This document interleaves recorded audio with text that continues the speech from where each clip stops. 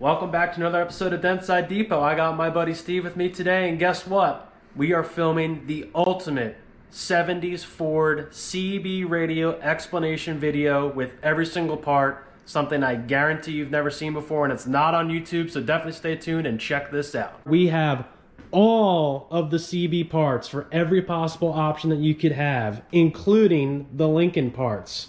So let's start with the radios, okay? Because it's my understanding that you had to have an upscale radio to even get the CB. Is that correct? Not completely. You could have used, there was many different options you could have used for the radios. Your basic radio was an AM/FM stereo, which is like so here. Okay, and what this was is, in all the trucks, there was just 3 wires. Okay, because basically you had 2 speakers on each door, and that was pretty much it. Okay. So this is how you connect it in. Now another radio, this would have been like for your Mustang or for the Cougars. This is the same kind of radio, an AM/FM stereo, but this had 4 channels.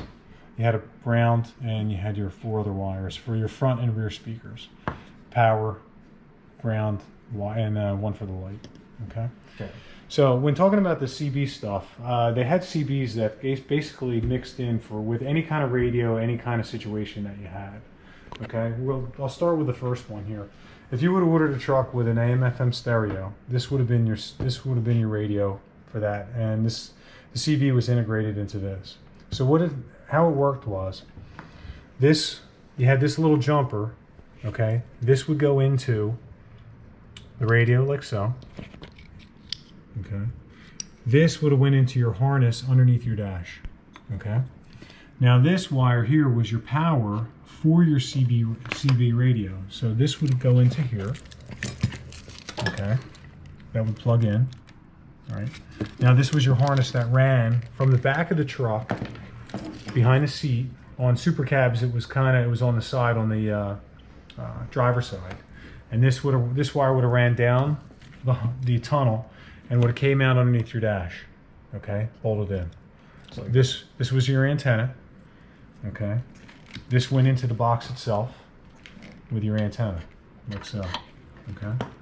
Now, before we move on, I just wanted to make clear that most people have no idea that this wire ever existed.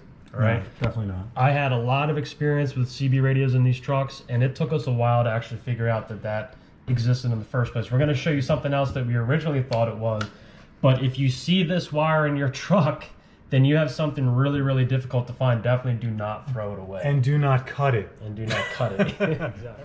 All right, so, and right here, this is where your mic would go. Okay. And that's underneath the dash. And that would be underneath the dash. Right, and this is the mic that was used in 78, that one is 79. NOS. Yes. And don't forget, if you're using this, you must have an FCC license. Don't forget to get it. Yeah, don't forget to get it. Okay. Now, when you use this box here, and this jumped in, this went to the speaker.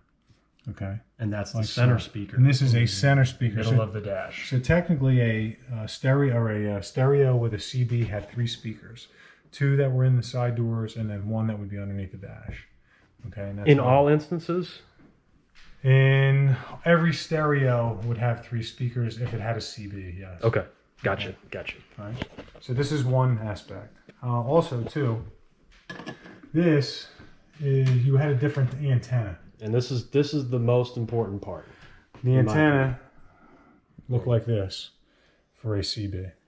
Now, when you talk about all these parts that we're talking about here as a whole, by far, and correct me if I'm wrong, Steve, but by far the antenna is the single most valuable piece when in extremely good condition. Yes, it has to be very nice if you want to make sure it works also.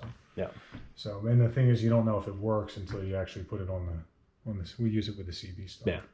Okay, so what would happen is this on a CB truck, you would have a shorter wire here. See, that's not that real long, right? The tenon would screw into that.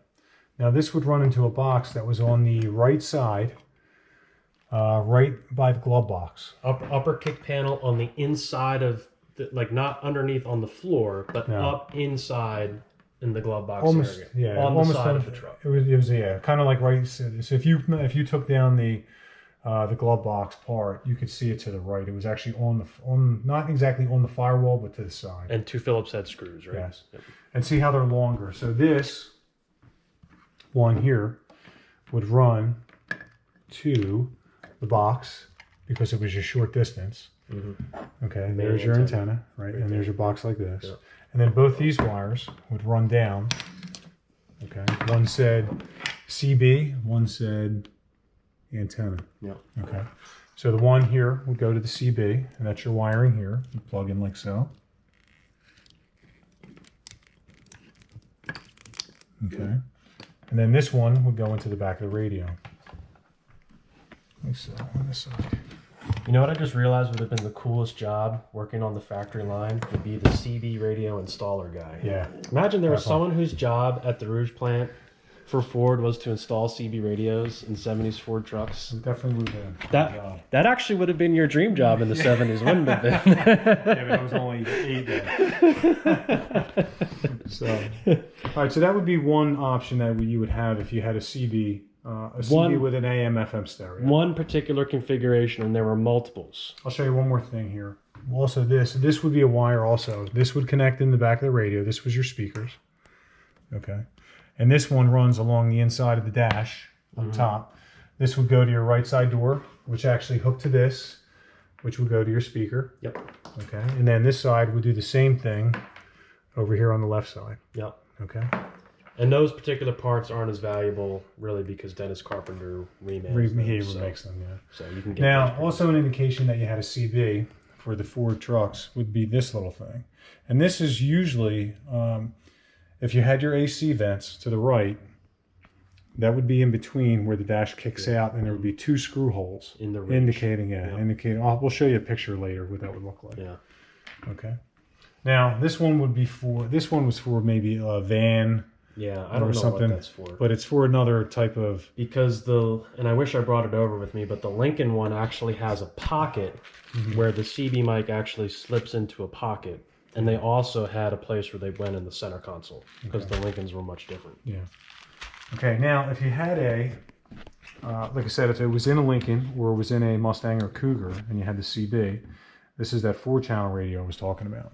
Now, as in you had 4 speakers. So 4 speakers, yes. That's a bigger connector compared to what the truck one looks like. Yes.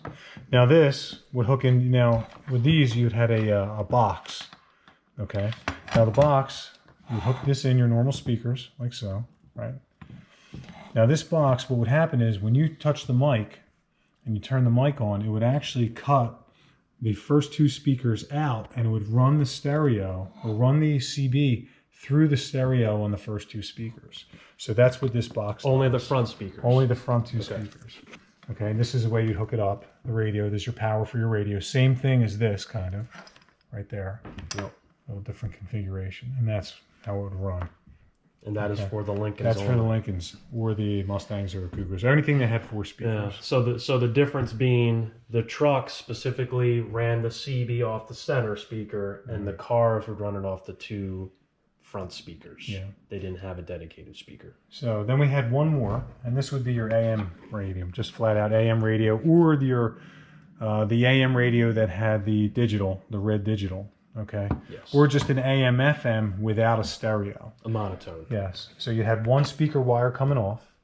This would run into this box. Okay. Same kind of setup here. Same kind of power. Here's your power source. Same thing, right? And these are your speakers. This one says 2 speaker, and this one says to the radio. So you plug this in here, like so. And then you'd have your speaker, which is here.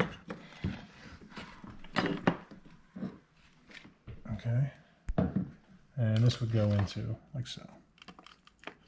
Okay, and then that would be on an AM with a CB radio. You needed the junction box because what it would cut out when you hit the mic. It cuts out the power to the radio, not the power, but the channel, the music, whatever you're listening to. Right. And it would go into the CB. Would go through that. So you would not have the radio music and the CB going through the speaker at the same time. Yes.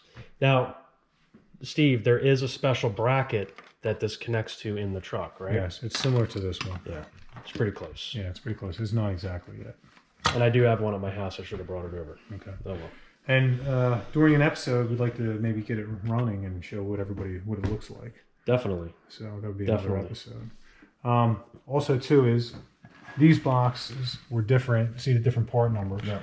These boxes were different unless like it depends on what you had as a vehicle. Like if it was a van or if it was a Bronco or something, they would be in different locations, and that's what the different part numbers were. Okay. And so I think for the truck. Did we point out that the actual base boxes modules are also different between the cars and the trucks? I think they're all completely the same as long as they were 78, 79. I'm going to disagree with you. Yeah. I think that the plug is different for the Lincolns, isn't it? No, I don't think so. No, we'd have to do some research on so it. It's the 1980. So in an 80 box would have a different connection. Yes, 80 is completely different. Yes. Okay. I mean, similar concept, but different. All right. Now, what I can do is I can show you what an 80 mic looks like. Yep. Okay, so you can see what this looks like in the truck. Just cutting really quick here. This is where the CB plastic piece would mount. And if you see those two holes in the dash right here, that means you most likely have a CB radio truck. You could also potentially see the holes down here, but I think the majority of the time they would be right here. There is where that auxiliary box that Steve was talking about mounts, and you can see it has a special bracket. And there's all the pieces for it right there. And while we're here, that is the Lincoln style box, and you can see how it sticks out a little bit farther, indicating that it's the Lincoln or the 80 model, whatever it may be. There's the part number right there so you can see it. And then that is the holder for the 80 model or the Lincoln style CB mic piece. Okay, so let's get back into talking with Steve. This would be a 1980 mic. My favorite, personally. Yeah, I definitely like the, it looks a little nicer. Now, with an 80 setup, an 80 has, the pins are in a different spot. You can see the difference right there. Yeah. And the base is different. It's more like oval. Yeah, well, it's kind of similar, but it has an actually it protrudes outward. Yeah, a little bit. I think that's the one I was thinking about. It's got a different like little clip on it. But like I said, I think that's the only difference.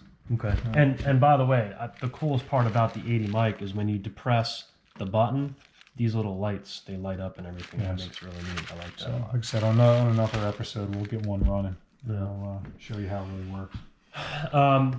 These would be in 79 trucks, and then I think 80 and 81 Broncos, but I don't think the full-size pickups had them in 80 and 81. I'm not sure, but they definitely were in the Broncos, and the Broncos had a different antenna in 80 and 81, and I think the threading was metric in 80 and 81, so it was a little bit different. Yeah, you know something, I think these antennas might have carried over into the 80s. However, I know they changed them eventually. Because I know I have a couple NOS ones, and the threads are definitely different. Yeah. This is the smaller one that actually works for this. Right. So. All right. Is there anything else that we forgot with the setup? I think that's pretty much it. Yeah, I don't know. So I'd like to see we get it running. See put one up and run in another. Probably put it in a truck and have it up and run in another episode. Maybe. So, all right. Well, I hope you enjoyed this episode of Dentside Depot. I think it was pretty unique because I don't think there's any other video out there that explains how the CB setup works in the trucks and the cars. So definitely remember to like and subscribe. And me and Steve will see you in the next episode.